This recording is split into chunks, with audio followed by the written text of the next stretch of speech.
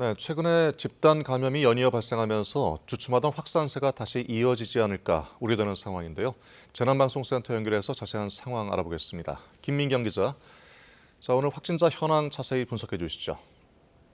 네, 오늘 발표된 신규 확진자는 458명으로 사흘째 400명대 확진자가 나오고 있습니다.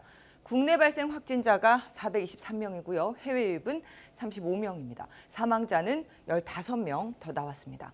지역별로 살펴보면 서울이 152명, 경기가 136명 등으로 수도권이 전체의 70% 정도입니다.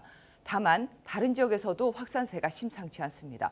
특히 눈에 띄는 지역은 광주 지역인데요. 확진자가 32명 나왔습니다. 교회와 IM 선교회 관련 집단 감염 때문인데요. 특히 IM 선교회의 경우에는 산하시설이 있는 지역으로 한동안 주춤하던 확산세가 다시 고개를 들었습니다.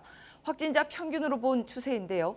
이달 들어서 감소세가 확연했던 충청과 호남, 강원과 경남 지역에서 최근 다시 확진자가 늘어나고 있는 모습이 확인되고 있습니다. 수도권의 경우에는 여전히 감소세를 보여주고는 있지만 아직까지는 큰 영향을 받지 않은 걸로 보이지만 수도권에서도 IM 선교회 산하시설이 있는 만큼 안심하기에는 이릅니다. 네, IM 선교회 관련 집단 감염이 변수가 됐는데 확진자가 계속 늘고 있어서 걱정이네요.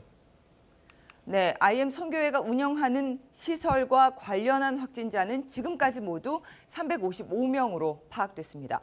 광주의 경우에는 국제학교 등과 관련한 확진자가 160명까지 늘어났습니다. 특히 지난 18일부터 광주에서 열렸던 캠프 방문자 중에서 울산과 양산에 이어서 서울, 경기 지역에서도 관련한 확진자가 8명 나온 걸로 확인됐습니다. 다른 집단 감염도 늘고 있습니다. 경북 안동에 있는 태권도장 관련 확진자는 45명까지 늘어났고요. 지금 동일 집단 격리 중인 부산 금정구에 있는 요양병원에서도 확진자가 계속 늘어나고 있습니다. 67명이 확진됐습니다. 수원의 요양원에서도 26명의 확진자가 나왔는데요. 고위험 시설인 만큼 주의가 필요해 보입니다. 이 때문에 최근 2주 감염 경로를 보면 일주일 전만 해도 10%대에 머물던 집단 감염 비율이 27%까지 늘어났습니다. 또 감염 경로를 알 수 없는 조사 중의 비율 역시 여전히 20%를 웃돌고 있습니다. KBS 데이터 저널리즘 팀은 뉴스 홈페이지와 뉴스 앱에 코로나19 특집 페이지를 운영하고 있습니다.